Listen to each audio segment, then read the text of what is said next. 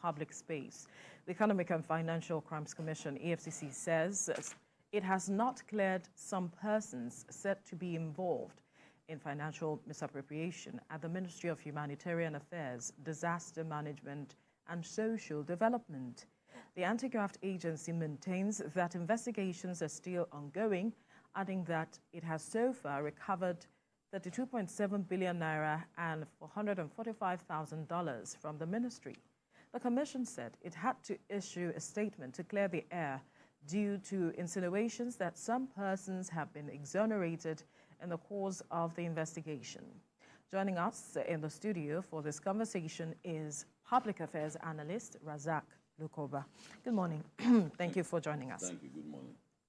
Now, often the time we hear people say there is no smoke without a fire, and that some of the things and rumors we hear must have stemmed out of something. But then we see the EFCC coming out to say that we need to set the record straight at this point because investigations are still ongoing, discreet as it is, and we have recovered this amount of monies that we mentioned earlier. But what do you think could be stirring up these kinds of conversations, rumors? Yes, we have seen some persons protest to say that we need, for instance, a better edu reinstated. We have seen some women come out to make, just to exercise perhaps their franchise, not franchise now, their rights as it is. But then, where is this stemming from? Well, thank you very much. The attitude of public is not limited to only the rest of the world. It also extends to Nigerians. Public draw conclusions that are far away from the truth regarding government policies oftentimes. And that is why it is very, very good for EFCC to come out to say this. Because if EFCC did not come out to clear the air, that conclusion may continue to become the permanent position in the perception of the public that certain people have been cleared. But I would like to join EFCC to appeal to Nigerians for calm. We are interested as members of civil society to put behind bar all the people that are involved in the embezzlement of corrupt practices. But be that as it may, the law all over the world is also very careful. In fact, stated clearly that in the pursuit of criminal times, when the air is not too clear, guilty people at times might escape the law in order to prevent the innocent of being punished. I hope you got my point. That when somebody that is guilty ran into the midst of innocent people, you better let it go. So what I'm saying in essence is that there should be precision and accuracy in this matter. Oftentimes, EFCC has gone to court and they embarrass them because they didn't do a thorough work before they go to court. So we don't want a repeat of such instances because the past minister and better edu is a clear signal to public office holder that this is a government that will not tolerate abuse of public ethics. So, and if that is the case, that means if you want to get to the root of the matter, allow EFCC to do it so meticulously. It's very, very important. Of course, people might be asking for a statement. These are politics. But what has happened is as an indication that the way civil service affairs has been run and the political class has also conducted their affairs in Nigeria, there's a bit of confusion. And that is an opportunity for us to be able to streamline the role of a director in the ministry. Where it stops, it should not be ambiguous again. Where a director performs his duty, must be clearly stated that I have done my part. Next is for the permanent secretary. The permanent secretary must not be under the guise of advising the minister, only for him to say that I have expressed my concern about this. No, that's not too good for us. If it is within the jurisdiction of the minister to take a decision, let him be held responsible for it. The Prime Minister and the permanent secretary is the accounting officer of the ministry. Where the box stops, let the law clears it. As it is now, there's a confusion over the role of permanent secretary and the political appointees, where it is not the law for permanent secretary to advise. That decision is not standing, and it's not a compelling advice on the minister. And that is the case with Beta Edu. The permanent secretary said that on this matter, I expressed my concern, but the minister feels otherwise. We don't want such situation again. We want a situation where the permanent secretary can say, no, your decision cannot fly. Or to say that I stopped, this is where my responsibility stops. Anything beyond that is your responsibility. So that we will know, yes, we will know who is responsible. For me, the matter wouldn't have gone this far if the Accountant General of the Federation, who is accounting officer to the country, and the permanent secretary had come out clearly to say that, no, this memo should go back. This is not a tradition of the civil service. Instead of allowing it to go means that minister has some obscure power again to also proceed, even against the advice of the permanent secretary. So all this ambiguity has been identified by experts, that we have to clear the air, so that we will not keep harassing our public officers. It has a way of dampening their morale. It has a way of encouraging them to do the work as supposed to do it. So if you break the law, let us know that you broke the law consciously. We must not fall under the blame that the law is not clear about what we can do. There were precedents to what, which is similar to what Beta has done, that there are certain instances where... But she's not the only one here in this case. There are three of them that have been... The previous minister, his own is paying into personal 650 million to pay into personal, which is what I'm addressing now. Okay. Now, so that's very important. We have to be explicit if you want productivity to be high.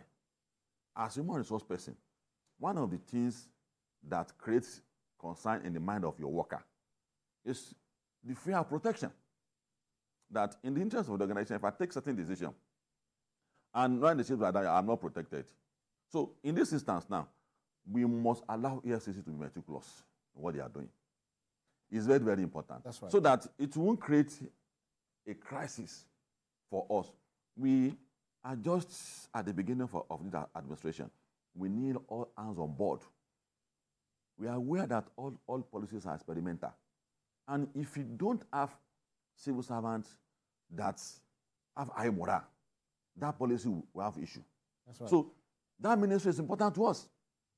If you look at the hunger that is pervading in the land now, it's a recommendation of the United Nations that it is permissible to have such ministries. Such ministry.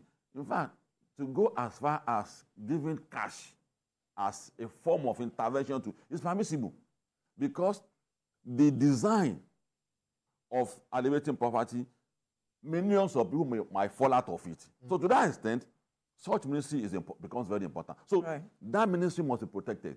That's right. So in talking about EFCC being very discreet in their, talking about being meticulous, using the word that you used, a report says that the discreet investigations by the EFCC have opened other fraudulent dealings involving COVID-19 funds, the World Bank loan and Abacha recovered loot released to the ministry by the federal government to execute the poverty alleviation mandate. So they now said that investigations have also linked several interdicted and suspended officials of the ministry to the alleged financial malfeasance. So is that to say that the scandal rocking the Humanitarian Affairs Ministry is bigger than what we are actually looking at? That is why patience becomes very, very important. It's an umbilical cord. It will keep linking. In fact, other ministries might also be affected later. So in all of this, our fund is important to us. And mismanagement of public fund hampers productivity. When productivity is hampered, it hampers wealth and the prosperity of a nation. So when you have a president as an accountant, you don't expect less. If someone that has served in the private sector and has a very impressive record as a president, who also served as a member of a parliament with an impressive record, and who also brought the model we have in Lagos here today that is working for us. Eventually becoming the president, we should expect this to happen. Look at the magic and abracadabra that has done to be able to combat the menace of dollar, regardless of the criticism that is going about it. You have to solve a problem in a particular way.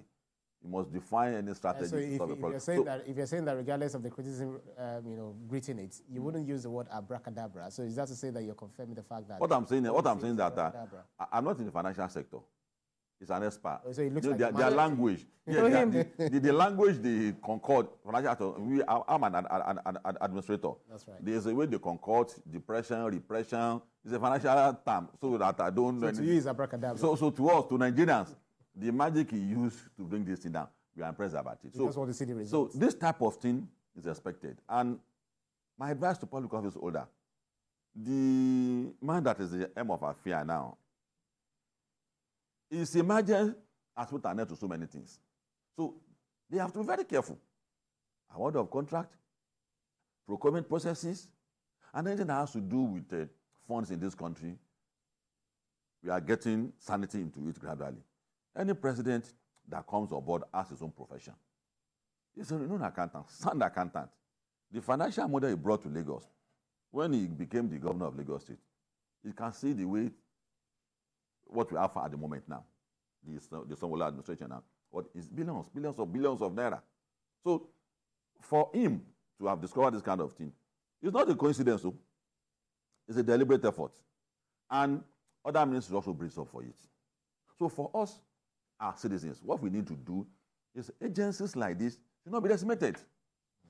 We are too much in a hurry, and we should not give political class the opportunity to also rubbish what EFCC has done. Do you think, because that's where my next question is going, the rumors that came up, do you think that some persons are just trying to play up their interests and distract the agency from carrying out what it's supposed to do? I completely agree with you. And that is why, for us as a people, we got to a point in Nigeria where we'll be able to separate some of these issues. When EFCC came on board, fresh, it says that, why are you conducting raid in the night? And EFCC almost fell for that trap, that no, we will not conduct raid at night. And then quickly, we were part of that warned them that don't fall into this trap. There's no how you are not going to conduct raid at night when you invited someone that refused to come and is running about. You don't see him during the daylight. You must find a way to. So if you make yourself unavailable for unconventional arrest, you make yourself a target of you make yourself a target of unconventional arrest. So I know today, EFCC has learned a lot of lessons, that there are certain things that the previous administration has done, EFCC, that they must also be able to examine very well, that we can't afford not to do this in the way the past administration has done it. So for us, our citizens, our role now is to support EFCC and other agencies in Nigeria that is an enforcement agency. Any enforcement agency in the world is an hated agency by the public. People are quick to condemn them because people want to do things in their own way. Laws are difficult to obey, particularly laws about how did you spend this money? It's difficult. They will get all sorts of blackmail. So they need to brace up for it. And what they have done, the quick response they had to the issue of whether some people has been cleared or not, is very impressive. We need more of that. Strategic communication. Yes, God bless you. That's language in the journalism. So it's very important. Half of the job of government is actually analysis, explaining of policies, defending of government program. So the handler of media for EFCC don't have sleep again with some of these sensitive issues that they are pursuing. Now, Hush Puppy, Cubana chief. So that's a different sector. They will come after them too. So they are going to be acquiring more and more enemies every day. And innocent Nigerians are likely to fall for it. So, but if they come out all the time to explain why they have to do this. In the past, we used to condemn EFCC. Why will you break someone's door? But they engaged us. that do you want us to protect your money? Or do you want us to give you an impression that we are protecting the money, whereas we are indulging them? You say protect our money. So if you must protect your money, it means that there's a device that you must apply. That's what comes for certain forceful approach. There were people that were about to be arrested, some governors had to be protecting them. So, in summary, the ball is in our court. If you want EFCC to perform, stop listening to blackmailers. Let them do their job. This ministry is a sensitive ministry. And any agency that will combat corruption in that ministry, you have to be extra careful. They have to be meticulous. They have to employ the services of professionals. That's right. Chartered accountants, stand lawyers, and also articulate and hardworking who understand the terrain, media person, who will be able to use the appropriate word in addressing the public. That if you don't want us to do our work or what, that's not the kind of line we need at this moment. You have to be able to explain the reason why it appears as if it's dragging to you. There must be forensic analysis of everything. And we will be able to separate. Did you commit this error with a clear intention to serve the nation, or did you commit this error with intention that, because there's no error even in the law in the first instance. But that should be established first. That what was the intention? Then for people who also committed the error, there must be consequence. And there must be consequence because many cases that go unpunished is the reason why some people are inspired to also go do some of these things. When Bobrisky was arrested now, people now go to party to spray money with a phone alert. They don't spray money physically again. They spray money and give musician, I've given you 50,000 naira, so sing my praise. People don't spend money again. And that's clearly that. The issue now is that, are we going to ensure that there are no sacred cows with regards to this? Because we have seen government officials also, abusing the naira as it is. And now everyone is saying, as you are going for one person, go for those who are in government that have been found to have faulted these laws as well. That is up to Nigerians. Obi Kubana, became a popular case when Bobrisky was sentenced. He has done this. We have seen many videos afterwards. He has done long, but public took the pain to bring it on board. The same public have brought out those of government officials. That's what I'm saying, that it's up to us. Right. So we have to be assertive. We have to keep pushing. Keep pushing. There are things that don't agree with me. I know. You fry your face now. That to get things right is a shared responsibility. That agency is there for the role assigned to you to perform. The public is also there to assign and supervise that agency. Okay. So bringing up more names is part of the public responsibility to say that, no, you are not looking in that direction. Did you miss that direction? Okay, this is it. We'll show you so if they refuse to now do it, it becomes a concern to the public that, so what was in your mind to do that? So you just came out for some of these few numbers of people, and you want to close the matter again. No, we are not going to allow that to happen. Okay, so in talking about the scandal rocking the humanitarian ministry, allegation of involvement in fraud have also touched the banks, yes, and are said to be undergoing investigation. So are you in any way deeply concerned about the kind of infractions committed by these financial institutions? Because, what does it say about their integrity?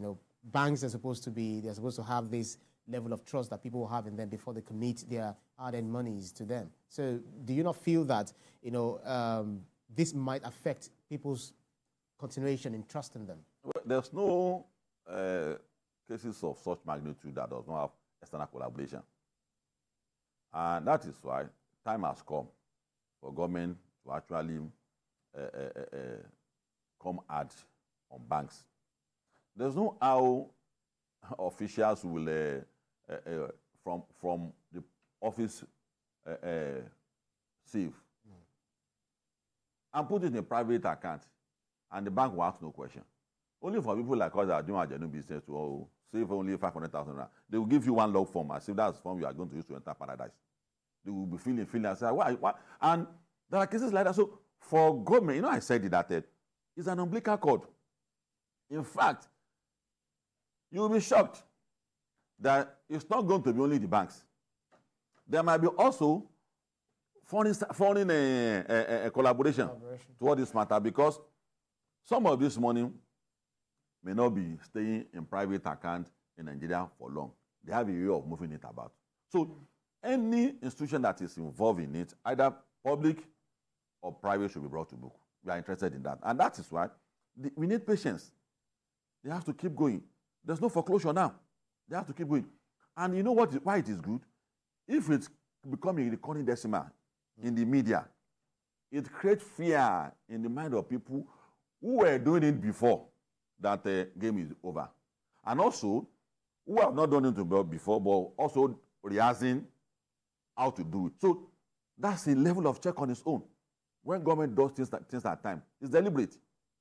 Government slow down certain things for certain. But talking about the banks, this is not the first time a lot of Nigerians have been speaking about the mode in which some of these banks operate and how they carry out some of their infractions. But it's been difficult on government coming hard on them. And so how much, there's been no evidence? There's no evidence, because the evidence, I mean, is that when this matter becomes serious matter, people... Isn't it serious already? What I'm saying is that getting to court matter and say, me, I will be going to court because they are deducting 1,000 from my money. No, I don't have that time.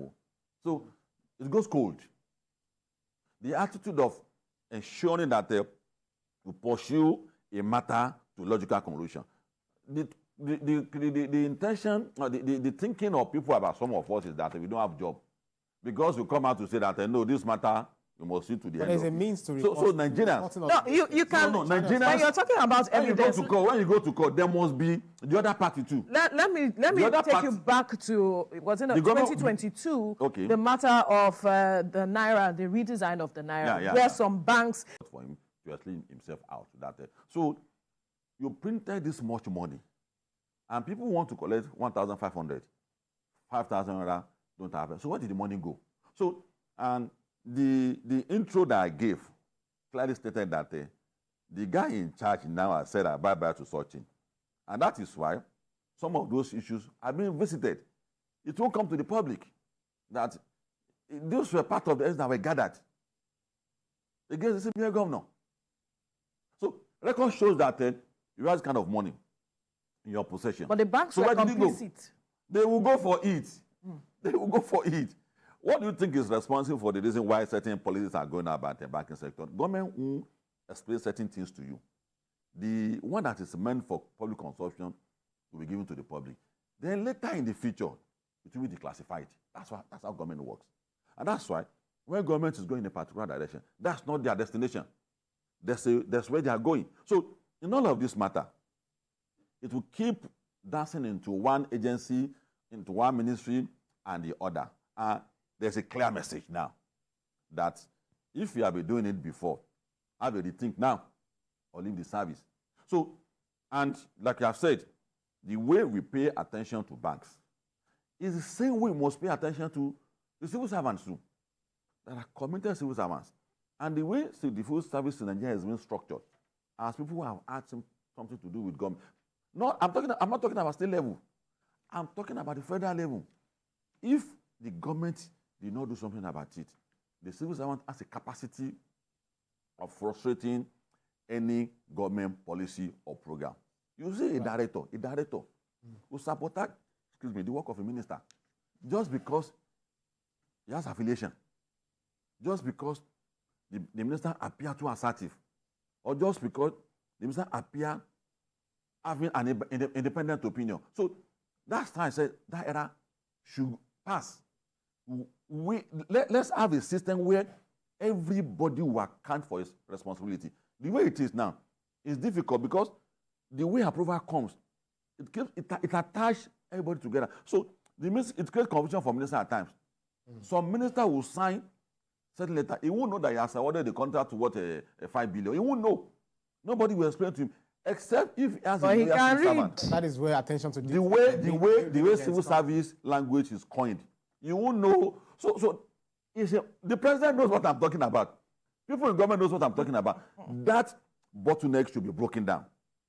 To such an extent that if you take anything to a minister and you don't explain to him the implication of what he's going to sign, you now explain it, you now begin to tell the public that in your memo, that should not be acceptable again.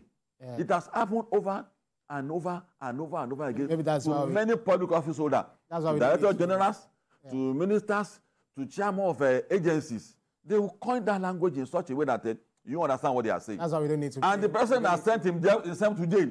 So many a times, public office holders are not guilty of the crimes. I'm not making case for anybody. Yeah. But so it should be broken down. I'm a chartered public administrator.